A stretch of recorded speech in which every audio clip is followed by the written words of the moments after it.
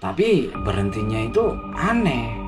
Dia berhenti tepat di depan sebuah pohon yang gede sambil melihat ke atas pohon itu dan cuma diem aja gitu. Arif yang ngeliat itu bilang, "Jak, ngapain berhenti? Jalan." Namun Reza di situ cuma diem aja. Dan nggak lama kemudian Reza nih noleh tuh ke arah yang lain, tapi dalam keadaan mata itu putih semua. Dan setelah itu dia pingsan. Dan nggak lama kemudian Reza melek tuh, tapi dengan mata yang merah. Setelah itu dia ngomong, "Kalian jangan sembrono di sini. Kalau ingin selamat."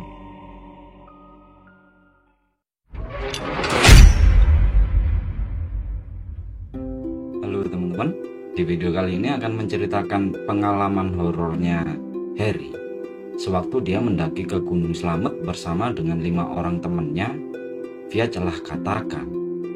Jadi ada 2 orang anggota rombongannya Harry ini yang bisa dibilang tuh mereka ngelakuin hal yang seharusnya nggak boleh dilakuin di gunung, dan akhirnya mereka mendapatkan akibatnya. Buat teman-teman yang ingin berbagi cerita maupun pengalaman horornya, bisa kirim ke email jalanmalamofficial@gmail.com dengan format audio maupun tulisan.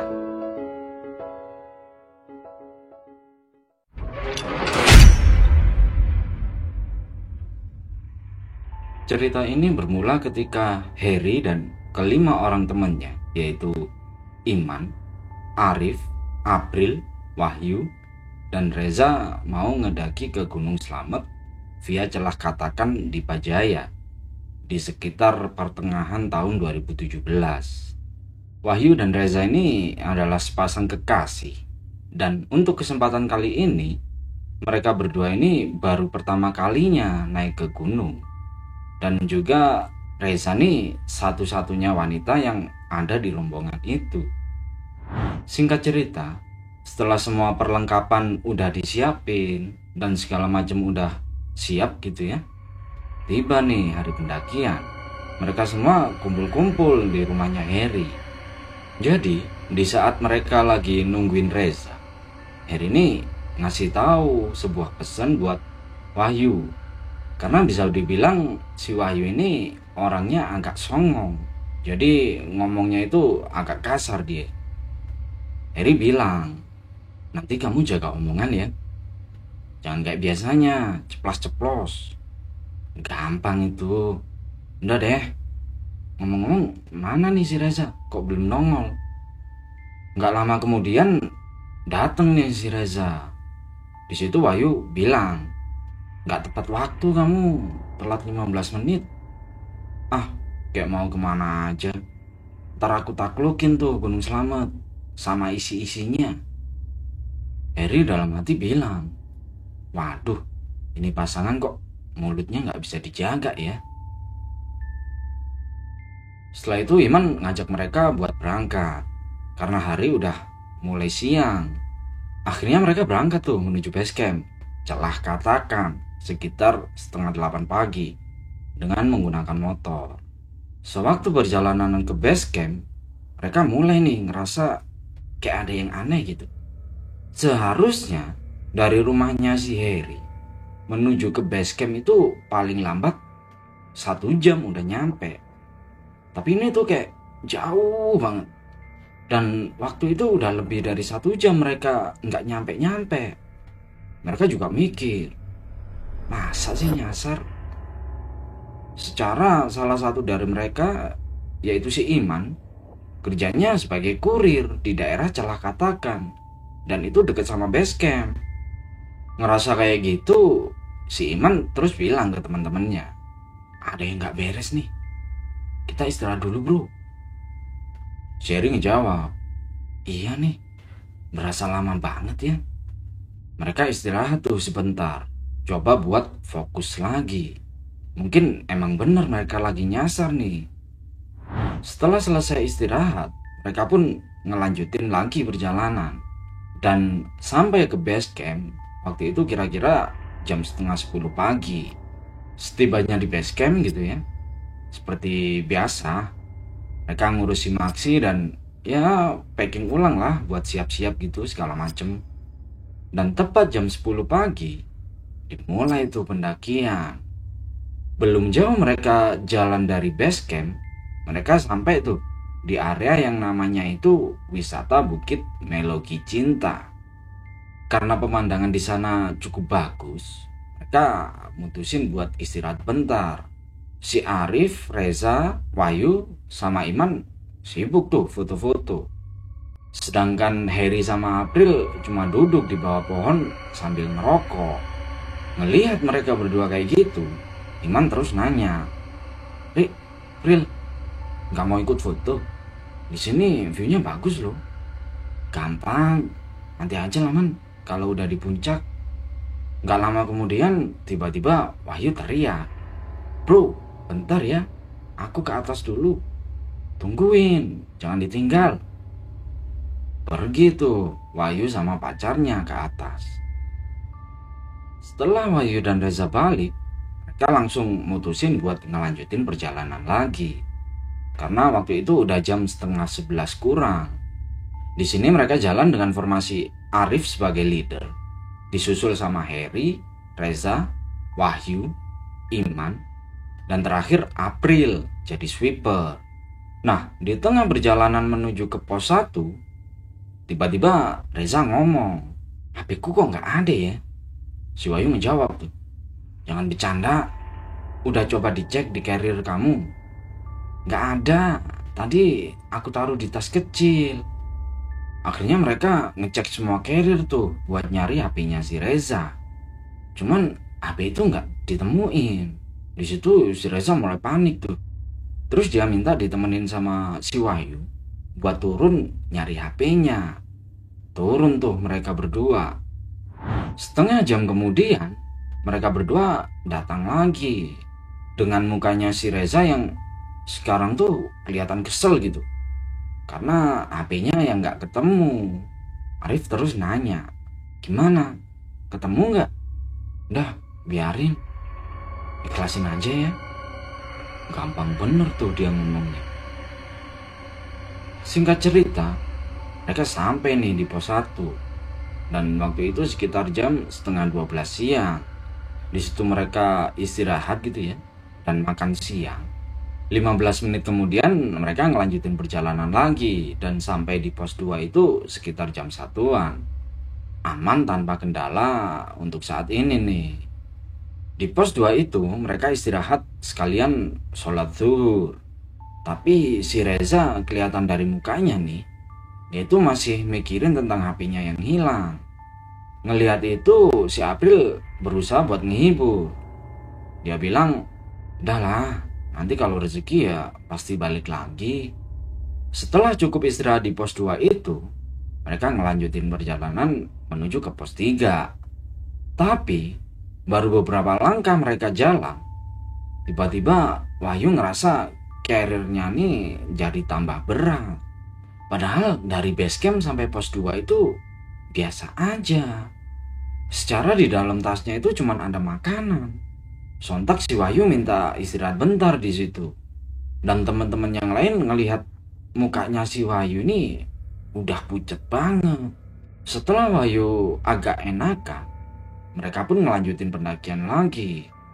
Nah, selama di perjalanan menuju ke pos 3 ini, Wahyu itu cuman diem aja gitu. Kalau ditanya cuman ngangguk-ngangguk aja. Sekitar jam 3 kurang, hujan mulai turun, disertai angin kencang dan kabut. Ngelihat kondisi Wahyu yang kayak gitu, mau nggak mau mereka mesti berhenti bentar dan ngebuat shelter. Shelter ini shelter darurat ya, dari flysheet. Karena ya rasanya nggak mungkin kalau mereka ini tetap maksain pendakian. Mereka takut kalau Wahyu ini jadi makin parah gitu. Apalagi kalau sampai dia ini kena hipotermia. Sekitar jam 3:30 sore, hujan udah mulai reda dan kabut juga udah mulai hilang. Mereka pun langsung beberes gitu ya, ngeberesin shelter dan siap-siap buat ngelanjutin ke pos selanjutnya. Wahyu di situ juga bilang, jangan kelamaan di sini. Namun syukurnya kondisi dia udah mulai membaik. Di tengah perjalanan ngelewatin pos 3 menuju ke pos 4, waktu itu kalau nggak salah sekitar jam 4 sorean lah, tiba-tiba lagi jalan gitu kan, si Reza nih berhenti. Tapi berhentinya itu aneh. Dia berhenti tepat di depan sebuah pohon yang gede sambil ngelihat ke atas pohon itu dan cuma diem aja gitu. Arif yang ngeliat itu bilang, "Jak, ngapain berhenti? Ayo jalan." Namun Reza di situ cuma diem aja. Dan gak lama kemudian Reza nih noleh tuh ke arah yang lain, tapi dalam keadaan mata itu putih semua. Dan setelah itu dia pingsan. Di situ Wahyu ini kaget banget dan berusaha buat nyadarin Reza. Dan gak lama kemudian Reza melek tuh, tapi dengan mata yang merah. Setelah itu dia ngomong, "Kalian jangan sembrono di sini kalau ingin selamat." Karena si April ini paham dengan hal-hal yang kayak gitu, dia langsung ngebaca doa dan bilang, "Mbah, kita cuma mau ngedaki ke puncak, gak ada maksud lain." Setelah itu si Reza ini pingsan lagi. Gak lama kemudian Reza sadar dan dia langsung ngajak teman-teman yang lain buat ngelanjutin pendakian biar cepet-cepet sampai ke pos selanjutnya. Mereka baru sampai di pos Samarantu itu sekitar jam 5 sore. Di situ Arif ngajak mereka buat istirahat dulu, tapi si Reza nolak. Dia ngajak mereka semua buat lanjut supaya cepet sampai ke pos 5. Dan akhirnya mereka memilih buat ngikutin perkataannya si Reza dan ngelanjutin perjalanan. Tapi di situ Reza ini kelihatan gelisah banget. Dia nyuruh teman-teman yang lain supaya jalan lebih cepet dan gak nengok ke kanan maupun ke kiri. April paham di situ. Dia nyadar kalau mereka semua ini ada yang ngawasin. Dan sebenarnya waktu Wahyu ini tasnya tiba-tiba kerasa berat, April tahu tuh kenapa tasnya Wahyu ini tiba-tiba berat kayak gitu. Jadi April itu ngelihat di tas carriernya Wahyu ada sosok wanita, rambutnya panjang, mukanya hancur, pakai baju putih. Tapi April waktu itu milih buat diem dan cuman berdoa aja, karena dia ini nggak mau kalau sampai teman-temannya yang lain ini pada ketakutan. Jam 6:30 malam, pada akhirnya mereka sampai juga di pos 5, Samyang Rangkah. Di sana udah banyak tuh tenda-tenda pendaki lain. Heri, Arif, dan Iman langsung berdiriin 2 tenda. Dan posisinya itu sebelah-sebelahan. Sementara itu si Wahyu sama April nyari kayu buat bikin perapian.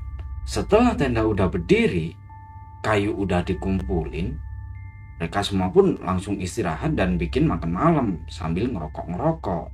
Di situ Arif bilang, "Perjalanan kita kali ini melelahkan ya guys. Habis ini aku mau tidur ah.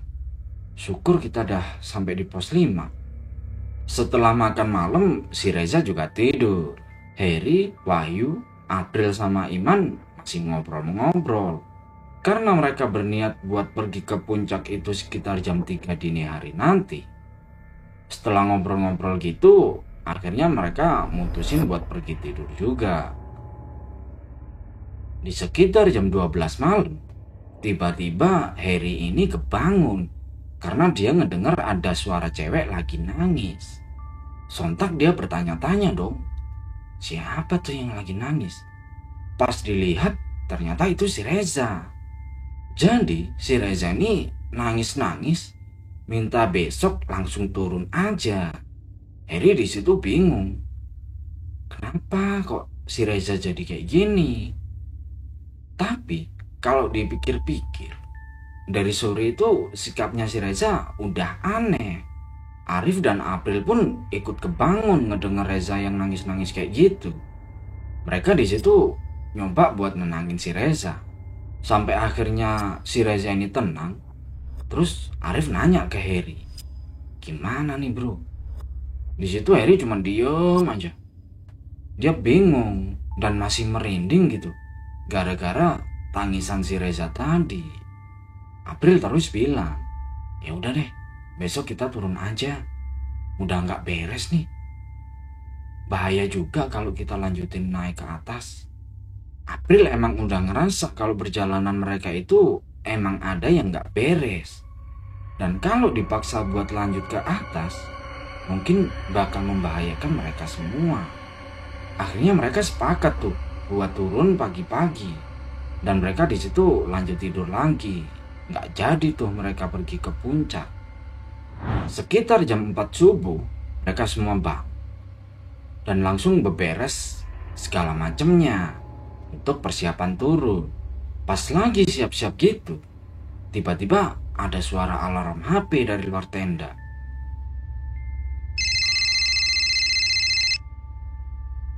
Pas dicari-cari dari mana itu suara HP, ternyata itu berasal dari sebuah HP yang ada di samping tenda dan di bawah pohon. Dan itu adalah HP-nya si Reza yang hilang kemarin. Kebingungan semua mereka di situ. Kenapa kok itu HP bisa tiba-tiba ada di situ? Siapa yang bawa?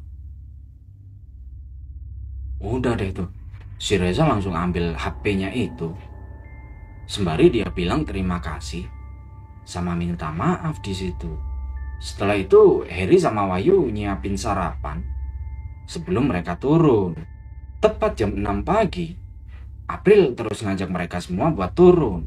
Karena takutnya kalau nanti bakalan kesiangan nyampe ke base camp. Singkat cerita, mulai deh tuh perjalanan turun. Dan alhamdulillah, mereka sampai di pos 2 itu sekitar jam setengah 10 pagi. Tanpa halangan apapun. Dan juga perjalanan tuh berasa cepet banget. Gak kayak kemarin. Sesampainya di pos 2 itu, Harry, Iman, sama Arif pergi ke sungai buat ngebersihin tenda. Sedangkan Wahyu, Reza, dan April istirahat sambil ngopi-ngopi. Setelah urusan mereka semua selesai, di situ mereka lanjut lagi perjalanan turun. Dan sampai di wisata Bukit Melogi Cinta itu, tiba-tiba si Reza ini nangis-nangis dan bilang, ya Tuhan, maafkan aku yang udah nggak senonoh di sini. Maafkan aku yang udah sombong. Selain Reza, Wahyu juga berdiri di depan sebuah pohon gede. Terus dia bilang, saya mohon maaf mbak, udah buang hajat tanpa permisi. Jadi, ingat nggak teman-teman, waktu kemarin tuh pas di wisata Bukit Melogi Cinta, yang pas mereka baru naik, kan Wahyu sama Reza pamit buat naik sebentar gitu kan. Nah, ternyata Wahyu itu sempat buang air kecil sembarangan di pohon gede itu. Makanya makhluk yang dari pohon itu nemplok ke atas carrier-nya. Setelah itu mereka lanjut lagi perjalanan turun. Setibanya di base camp, baru tuh di situ si Reza ini cerita kenapa dia semalam itu nangis-nangis. Jadi malam itu pas dia lagi tidur, dia mimpi nih ketemu sama sosok hitam gede. Nah, si sosok ini bilang, Pergi kalian, dasar manusia biadab, gak sopan. Pergi, atau kalian mau selamanya di sini. ternyata emang karena kelakuan mereka berdua tuh, mereka ini dapat masalah selama pendakian di Gunung Slamet itu.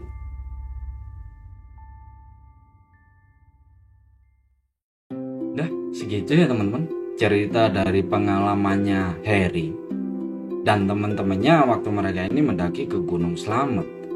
Balik lagi ya teman-teman, dimanapun kita berada, kita mesti tetap menjaga sopan santun dan adat. Dan kita nggak boleh sembarangan di tempat-tempat, apalagi tempat yang wingit kayak gunung. Buat teman-teman yang ingin berbagi cerita maupun pengalaman horornya, bisa kirim ke email jalanmalamofficial@gmail.com dengan format audio maupun tulisan. Dah segitu teman-teman. Terima kasih semuanya. Terima kasih buat para subscriber, buat yang udah nge-like, udah nyempetin komen, dan udah nge-share ke yang lainnya. Terima kasih banyak semuanya. Semoga siapapun itu yang sekarang lagi sakit, semoga lekas diberikan kesembuhan. Dan siapapun itu, semoga kita selalu mendapatkan kemudahan dalam hal apapun gitu ya. Termasuk kemudahan dalam hal rezeki. Amin amin ya rabbal alamin. Dan semoga kita selalu mendapatkan kemudahan untuk mencapai apa yang kita harapkan selama ini. Gitu ya teman-teman. Terima kasih semuanya. Wassalamualaikum warahmatullahi wabarakatuh.